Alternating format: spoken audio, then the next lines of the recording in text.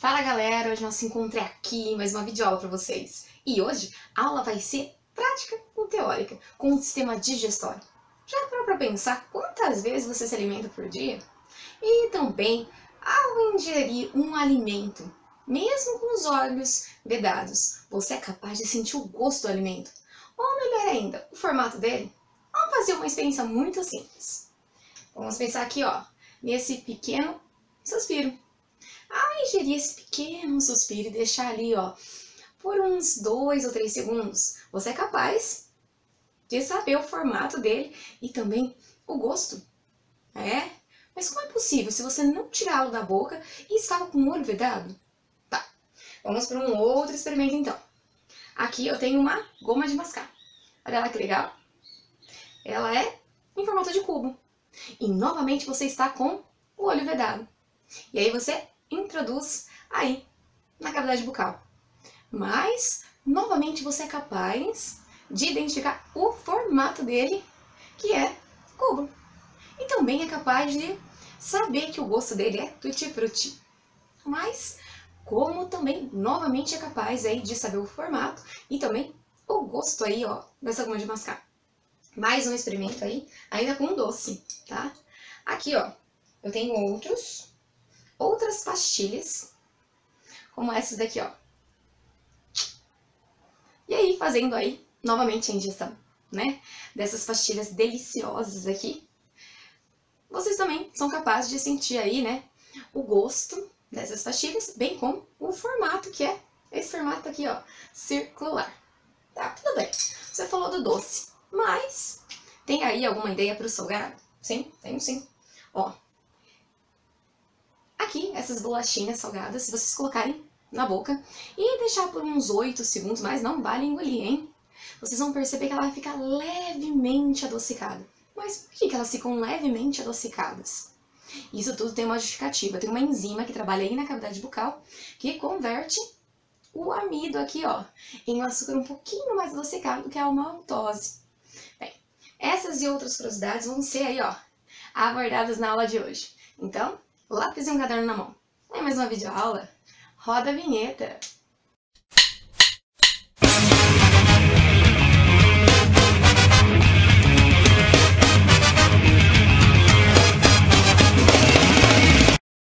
Voltando aqui para o estudo de gravação, antes que comecemos lá falando sobre as características que envolvem aquelas curiosidades do início da videoaula, vamos pensar qual é o comprimento real aí do sistema digestório. Em um indivíduo vivo, ele possui aí de 5 a 7 metros de comprimento, começando lá na cavidade bucal, passando pelo pescoço, tórax, abdômen, terminando lá no canal anal. Mas no indivíduo cadavérico, ele chega por volta ali de 7 a 9 metros. Por quê? Perdeu o tônus muscular, é um relaxamento da musculatura. Mas não para por aí essas características não. Lá no sistema digestório, ele pode ser representado pelo canal alimentar, que envolve boca, faringe, esôfago, estômago, intestino delgado, intestino grosso, enfim. Já também nós temos aí as estruturas acessórias que vão facilitar a digestão dos alimentos, que seriam o quê? Os dentes, a língua, a vesícula biliar, o fígado, as glândulas salivares, o pâncreas, que é essa estrutura. Aqui, o sistema digestório tem 6 funções básicas, aí que todos deveriam saber. Por exemplo, a ingestão do alimento. Então, é colocar o alimento na boca, seja esse alimento líquido ou um alimento sólido. A segunda etapa seria a secreção. O que é secreção? Cerca aí de 7 litros de substâncias são eliminadas pelas nossas células do trato gastrointestinal. Essas substâncias seriam água, tampões, enzimas, são eliminadas diretamente aqui, no lumen do trato gastrointestinal. Uma terceira função seria a mistura e a propulsão. O bolo alimentar é misturado essas substâncias secretadas aí ao longo do trato gastrointestinal. Uma quarta função é a digestão. O que é a digestão? É a quebra do alimento em produtos que possam ser absorvidos pelo trato gastrointestinal. Uma quinta aí, função, do sistema digestório seria, então, aí, depois dessa parte da digestão, a absorção dos nutrientes, principalmente pelo intestino delgado. Parte que não foi absorvida pelo intestino delgado vai ser absorvida aí pelo grosso. Como é feita essa absorção? Pelas células epiteliais, ok? Depois passa para a corrente sanguínea. Se não passar diretamente para os vasos sanguíneos, pelos vasos linfáticos, principalmente aí a gordura, ok? E aí, por fim, substâncias que não foram absorvidas, por exemplo, as bactérias, as células lesionadas ou os alimentos não digeridos, enfim, vão ser eliminados na forma de fezes. Então aí, o último processo, defecação. Pois bem, começaremos agora pela cavidade bucal. Bem, é lá na boca que vai acontecer dois tipos de digestão. Digestão é a quebra do alimento em partículas que possam ser absorvidos pelo organismo. Bem, mas que alimentos seriam esses? Nós temos aí, ó, 4 principais macromoléculas, que seriam ácidos nucleicos, lembra? DNA e RNA, carboidratos, terceiro, proteínas e também os lipídios. Mas de todas essas substâncias, qual é a única que vai ser quebrada na cavidade bucal? Acertou quem falou? Carboidratos. Começa a sua digestão lá. Então, aquela brincadeira que eu disse sim pra vocês. Coloque uma bolacha de salgada na boca. Vocês vão perceber que depois de 8 segundos ela vai ficar levemente salgada. Isso aconteceu por quê? Porque deu tempo da amilase salivar, que se encontra lá na cavidade bucal, quebrar o amido em maltose, que é um açúcar levemente adocicado. Maltose, para quem não sabe, é constituído por 2-glicose. Guarda assim, é mal, por quê? 2-glicose. Então vamos começar aqui, ó. Na cavidade bucal. A cavidade bucal ela é formada pelo teto, que é formado pelo palato duro. Então aqui essa estrutura é chamada de palato duro. Palato duro, ó. Se vocês colocarem a língua lá no céu da boca, vocês vão perceber o quê? É duro, porque é formado, na verdade, por 2 ossos. A sua porção anterior, 2 terços anteriores pela maxila e 1 terço posterior pelo osso palatino, na verdade, pelos ossos palatinos, ok?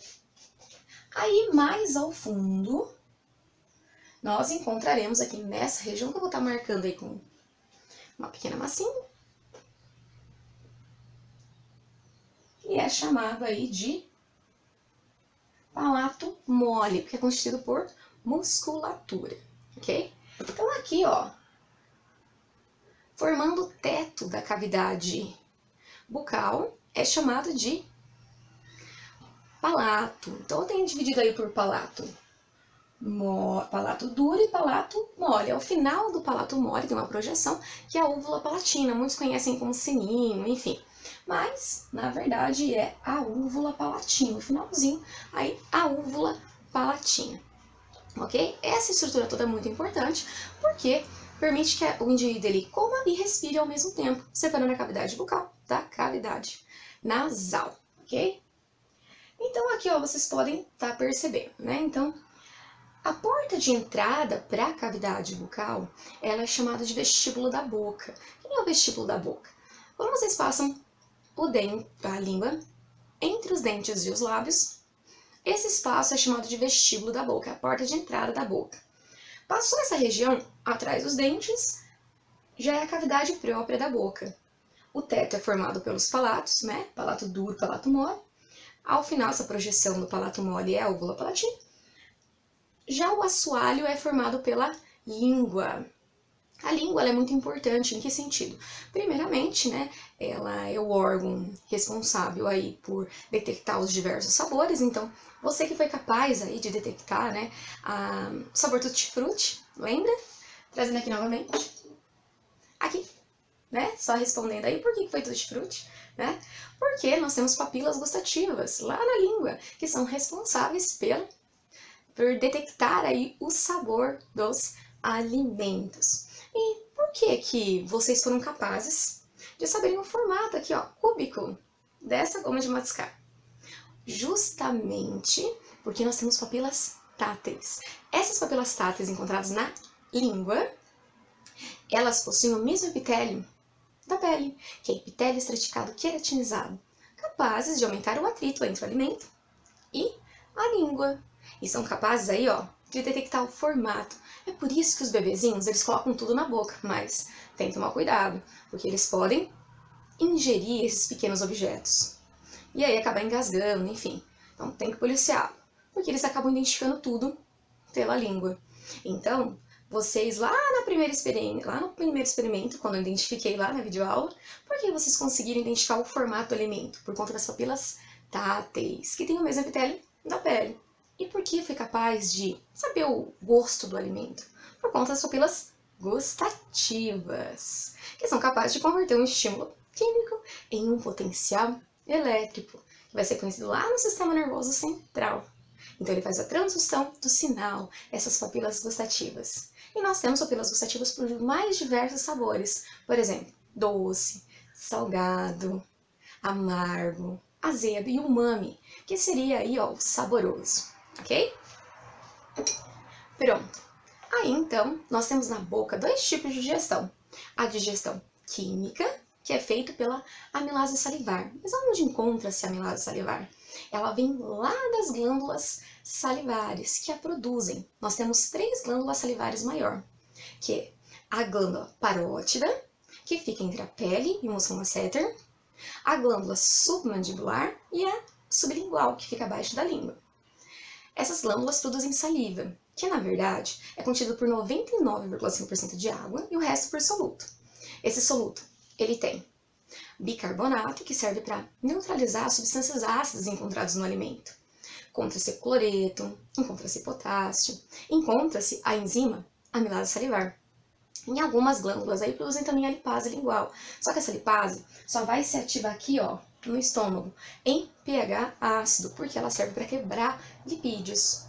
Pois bem, essa amilase, ela quebra o amido em maltose, o açúcar que é mais doce, ok? Vai começar pelos dentes. Os dentes, através dos incisivos centrais e os incisivos laterais, vão e rasgam o alimento. Na sequência, os caninos dividem. E aí, então, os premolares e os molares trituram o alimento. Enquanto isso, a língua facilita o alimento ele ser misturado com a saliva. E aí também ajuda na deglutição. Essa deglutição é voluntária. Nós vamos partir agora para a região da faringe.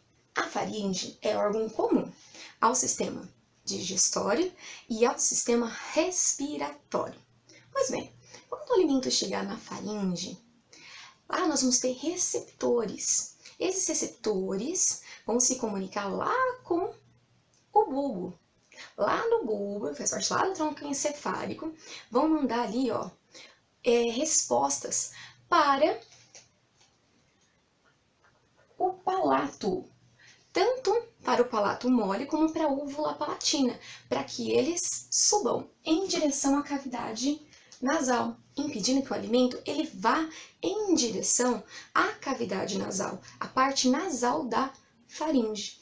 Essa deglutição é chamada aqui, ó, de deglutição involuntária. Nós temos 3 tipos de deglutição. A primeira deglutição é a voluntária, quando o alimento ele passa da boca para a faringe. A segunda deglutição é chamada de deglutição involuntária, ou faríngea, porque o alimento ele vai sair da faringe em direção ao esôfago. Na faringe só acontece um tipo de digestão, que é a deglutição involuntária. Já no esôfago, que é toda essa tubulação aqui, ó, toda ela de 25 centímetros, também só vai acontecer a deglutição involuntária. Ou seja, só acontece digestão mecânica. Então, na boca aconteceu digestão química e mecânica. No esôfago só acontece também a digestão mecânica, assim como aconteceu na faringe. O esôfago, ele vai possuir no seu final, na sua porção final, musculatura lisa. Essa musculatura lisa já garante um outro tipo de digestão mecânica, que é chamado de peristaltismo. Quando chegar a nível de abdômen, ele vai se dilatar, formando aí, ó, o estômago. É lá no estômago que tem o ácido clorídrico. Esse ácido clorídrico ele é necessário para o funcionamento de uma enzima que quebra proteína. Mas vamos lá entender como que é a organização do estômago. O estômago ele tem 3 porções. Vamos lá?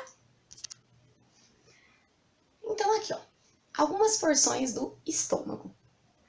O estômago ele se comunica com o esôfago via essa estrutura que é chamada de cárdia. Encontraremos essa parte dilatada, que é chamado de fundo do estômago. Por que é chamado de fundo do estômago? É chamado de fundo do estômago porque o alimento ele pode permanecer ali por até 1 hora sem sofrer a ação do suco gástrico, sofrendo ainda a ação da amilase salivar que veio lá da boca. Aqui não, o movimento peristáltico é lento com relação às outras estruturas do estômago. Então aqui é chamado de fundo, porque ele pode permanecer ali o alimento por até 1 hora, ok? Na sequência, outra porção aqui, ó, que ocupa a maior parte da porção aí do estômago, é chamado de corpo. Aqui sim, aqui vai acontecer movimento peristáltico intenso. E aqui nessa região nós vamos encontrar várias células, que são chamadas as células secretoras de muco. Esse muco ele serve para proteger a parede estomacal contra a ação corrosiva do ácido clorídrico. A gente tem que pensar assim, ó. Aqui também é constituído por musculatura, mas por que o ácido clorídrico é capaz de dilacerar a carne do alimento, mas não vai dilacerar essa carne do estômago? Justamente porque nosso estômago produz muco, que é uma camada protetora, ok? Além disso, nós vamos encontrar aqui no estômago outras células, por exemplo, as células principais gástricas, que são responsáveis pela produção do pepsinogênio, que é uma enzima que em contato com o ácido clorídrico é capaz de se transformar em pepsina, que é a enzima que degrada a proteína. Então, pepsinogênio é inativo, mas em contato com o ácido clorídrico quebra proteína. Outras células que eu vou encontrar aqui são as células parietais. Guardem bem essas células parietais. Essas células, elas produzem um fator intrínseco. O que é esse fator intrínseco? Ele é necessário para a absorção da vitamina B12 lá no ilho, que é a porção final do intestino delgado. Qual a importância da vitamina B12? Na formação da hemoglobina, ou seja, a hemoglobina faz parte da hemácia e é responsável, então, pelo quê? A hemácia é responsável pelo transporte do oxigênio. Sem a vitamina B12, o indivíduo pode cair num quadro clínico chamado de anemia perniciosa, ok? Além disso, essas células parietais também produzem ácido clorídrico. Além disso, nós temos também as células secretoras de gastrina, que estimulam aí a liberação de ácido gástrico. O ácido gástrico seria quem? O ácido clorídrico, ok? E aí, aqui na porçãozinha final, nós temos aí a parte pilórica, que é dividida aí em antro pilórico. E aqui, ó, nós temos o piloro, que tem, ó, o esfíncter pilórico, ok? Que vai controlar o esvaziamento gástrico em direção aqui, ó, ao duodeno. Duodeno é a primeira porção do intestino delgado. O intestino delgado é um longo tubo que tem em torno aí de uns 4 metros mais ou menos de comprimento. Só que o duodeno, ele é menorzinho, tem 20 centímetros. Mas não é porque ele é menor que o faz menos importante. Ele é muito importante. Porque essa região não pode ser retirada, não. Ali, ó, o duodeno é onde acontece a maior parte da digestão. É essencial essa parte, é essencial essa porção. Ali vão chegar enzimas do pâncreas, vão chegar a bile, que é um detergente natural emulsificante que vai quebrar as grandes gotículas em pequenas gotículas.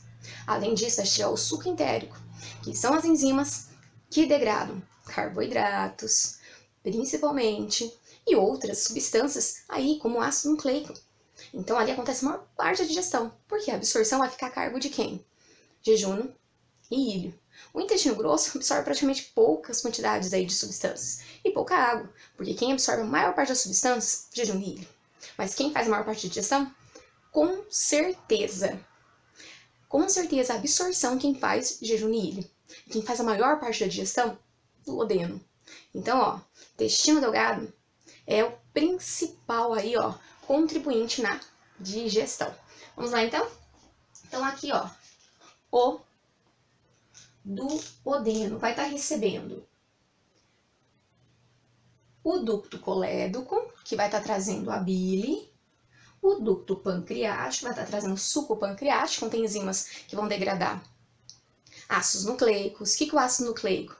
RNA e DNA, vai estar degradando lipídios, vai estar degradando proteínas e carboidratos. E o próprio suco entérico, que é da parede intestinal, ok? Vamos ver aqui, ó, como que a bile, ela chega até o duodeno. Vamos estar observando, né, o fígado. O fígado, para quem não sabe ainda, é uma glândula muito pesada. Ela vai estar pesando em torno aí de 1,4 kg. E ela vai perder aí em tamanho apenas para a pele. No caso da vesícula biliar, ela é um saco em forma de pera e vai estar localizada em uma depressão na face posterior do fígado. O que nós vai nos interessar agora no momento vai ser, ó, como que eu consigo liberar através do ducto colédoco a bile até chegar aqui no duodeno. Para isso, então, vai começar lá nos canalículos bilíferos, estruturas que eu não consigo visualizar aqui. Desses canalículos, né, que são pequenos ductos entre os hepatócitos, que vão coletar a bile produzida por eles. Essa bile vai passar por ductos biliares e em seguida para os ductos biliares. Esses ductos biliares vão se unir para formar o ducto hepático comum, no final das contas. Esses são os ductos, né, hepático comum. O ducto hepático comum vai se juntar com um ducto cístico que vem lá da vesícula biliar para formar, então, o ducto colédoco, que é essa estrutura aqui, ó. Do ducto colédoco, ó, percebam, tá aqui, né? Vai se juntar, então, com o ducto pancreático, ok? E uma curiosidade aí da bile é que ela é produzida aí em torno de 800 a 1000 ml, né, 1 litro, né, diariamente pelos hepatócitos. Na verdade, ela é constituída por água, sais biliares, colesterol e um fosfolipídio que é chamado aí de lecitina, né? E também tem pigmentos biliares e vários íons. O principal pigmento dela é a bilirrubina. A fagocitose aí dos eritrócitos envelhecidos vai liberar ferro, globina e bilirrubina. O ferro e a globina, elas são recicladas, mas a bilirrubina é secretada na bile e, por fim, é decomposta aí no intestino. Um dos seus produtos de degradação, a estercobilina, dá às fezes aí a sua coloração marrom normal, né? Então, por que é verde? Na verdade, é verde porque tem a constituição aí da bilirrubina. E assim, uma outra curiosidade, embora, né, os hepatócitos liberam a bile continuamente, elas vão aumentar a produção e a secreção, né, quando o sangue do sistema porta aumenta mais sais biliares. Assim, conforme a digestão e a absorção prosseguem no intestino delgado, a liberação da bile aumenta. Entre as refeições aí, né, no caso, depois que a maior parte da absorção ocorreu, a bile ela vai voltar para dentro aí da vesícula biliar para ser armazenada, porque o músculo esfíncter da ampola hepato-pancreática, né, que vai estar aqui, ela vai fechar. E aí, para entrada no duodeno. O esfíncter ele vai circundar a ampola hepato-pancreática. Quem que é ela? Faz comunicação lá do ducto aqui colédoco com o ducto pancreático. Outras informações aqui do fígado nós podemos observar aqui, ó, com essa numeração aqui 49. Essa estrutura aqui e essa aqui, ó, esse que é a veia porta e essa estruturinha vermelha aqui, ó, é a artéria hepática. O fígado ele vai receber aí sangue de duas fontes, pela artéria hepática, né, que é assim vermelho aqui. A artéria hepática ela vai obter sangue, né, pela artéria hepática ela obtém sangue oxigenado, já, né, pela veia porta, aqui, pela veia porta do fígado, ela recebe sangue venoso, contendo nutrientes recém-absorvidos, fármacos e também aí, possivelmente, micro-organismos e toxinas do canal alimentar. Ramos, tanto da artéria hepática quanto da veia porta do fígado, levam o sangue para os vasos aí sinusoide hepático, onde o oxigênio e a maior parte dos nutrientes e determinadas substâncias tóxicas são absorvidas pelos hepatócitos. Nós podemos estar observando o pâncreas, né, localizado logo abaixo aí do estômago, né? Tem 3 porções, que é a cabeça, o corpo e a cauda, ficando entre o duodeno e o baço. Aqui podemos observar o ducto pancreático e também podemos estar observando aí o ducto pancreático acessório. O ducto pancreático levando aí, né, o suco pancreático. Esse suco, que é claro, incolor, ele vai constituir principalmente de água, alguns sais, bicarbonato de sódio e várias enzimas. Esse bicarbonato de sódio ele vai dar ao suco pancreático um pH ligeiramente alcalino, que vai tamponar o suco gástrico lá no quimo, no qual vai interromper a ação da pepsina no estômago e vai criar um pH apropriado para a ação das enzimas digestórias no intestino delgado. As enzimas no suco pancreático vai incluir uma enzima para digerir o amido, que é a amilase pancreática, várias enzimas que digerem proteínas em peptídeos chamados de tripsina, quimotripsina, carboxipeptidase e elastase. A principal enzima que digere triglicerídeos em adultos é chamada de lipase pancreática, e as enzimas que digerem ácidos nucleicos são chamadas aí de ribonuclease e desoxirribonuclease, que vão digerir os ácidos nucleicos, RNA, né, e o ácido desoxirribonucleico, DNA e nucleotídeos. Depois que o alimento ele é, então, digerido, ele vai ser absorvido. Mas o que vai ser absorvido? Os micronutrientes, por exemplo. Quem é o micronutriente do carboidrato? Glicose ou os monossacarídeos. Vamos pensar assim. Do lipídio, ácido graxo. Da proteína, aminoácido. E dos ácidos nucleicos. Vamos pensar lá. Dos ácidos nucleicos, nós temos aí, então, os nucleotídeos. Ok? Então, eles serão absorvidos. A sua maior parte acontecerá aqui, ó, no jejum e no ilho. Também a água. Quase 90% da água é absorvida no intestino delgado. E o intestino grosso? O intestino grosso faz então a absorção do que não foi absorvido lá no intestino delgado. O intestino grosso é dividido em cepo. Ligado ao cepo, nós temos aqui, ó, o apêndice vermiforme. Vermiforme porque é um pequeno verme. No cepo, aqui, ó, nós temos o ósseo ileal, que faz comunicação com o ilho do intestino delgado. Continuando, colo ascendente, colo transverso, colo descendente, colo sigmoide e o reto. São quase 10 centímetros de reto. Do reto, canal anal, e a expansão que sempre fica fechada, a não ser quando seja o momento da defecação, que é o ânus. O ânus ele tem dois esfíncter.